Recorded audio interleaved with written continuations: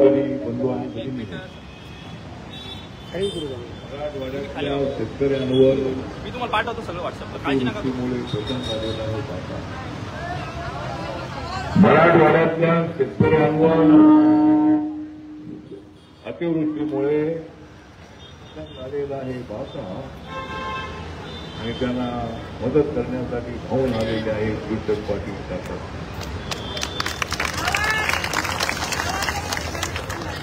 आज फुलून गेलेला आहे हा छत्रपती संभाजी नगरचा नाका. वारकऱ्यांनी फुलून गेलेला आहे छत्रपती संभाजी आणि आम्ही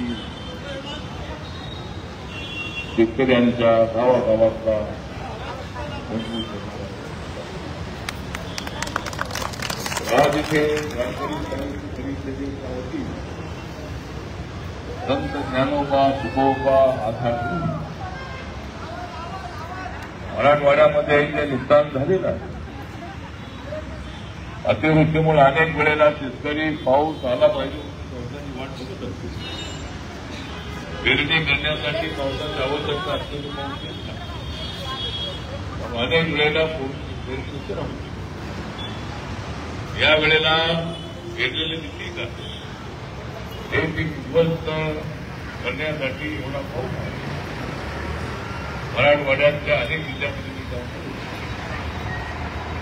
आणि मध्यंतरी मी धाराशिव, बीड, जालना, छत्रपती संभाजीनगर या जिल्ह्यांचा दौरा मी केला आणि शेतकऱ्यांची पिकं उद्ध्वस्त झालेली पाहिल्यानंतर मन एकदम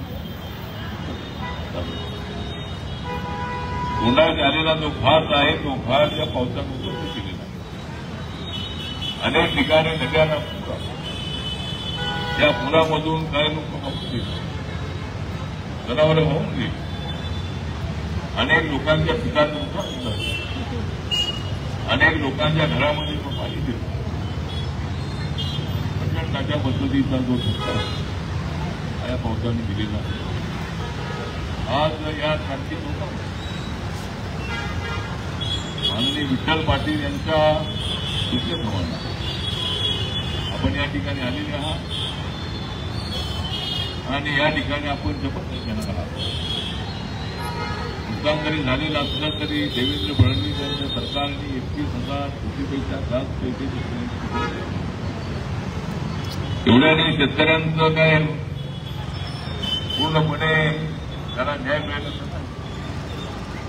राज्य सरकारने तरी सुद्धा एकतरी काही रक्कम नाही केली नाही. भारत सरकारकडे मागणी केली आहे. भारत सरकारकडून काय रक्कम मिळणार आहे. ही रक्कम मिळाल्यानंतर पुन्हा शेतकऱ्यांना त्याच्यातून मदत मिळणार आहे. अनेक मोठमोठ्या कंपन्या आहेत, अनेक लोक आहेत, त्या लोकांच्या मदतीच्या माध्यमातून अजूनही शेतकऱ्यांना मदत मिळणार आहे.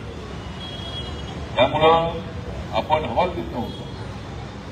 आत्महत्येसारखा जो एक अत्यंत चुकीचा मार्ग आहे तो मार्ग जाऊ नको. प्रत्येक माणसाच्या जीवनामध्ये अशा पद्धतीच्या अडचणी येतात, त्याच्यातून मार्ग काढणारा माणूस म्हणजे तो खरा माणूस. त्याने अशा पद्धतीनं आत्महत्या करून आपली मुलं बाळं आहे, आईवडील आहे, विदेश आहे, त्यांना सोडून अशा पद्धतीनं आत्मदहन करणं, आत्महत्या करणं हे अत्यंत चुकीचं आहे. आणि त्यासाठी वारकरी साहित्य परिषदेच्या वतीने आज या ठिकाणी शपथ घेण्यासाठी आज या ठिकाणी आपण या ठिकाणी उपस्थित आहात.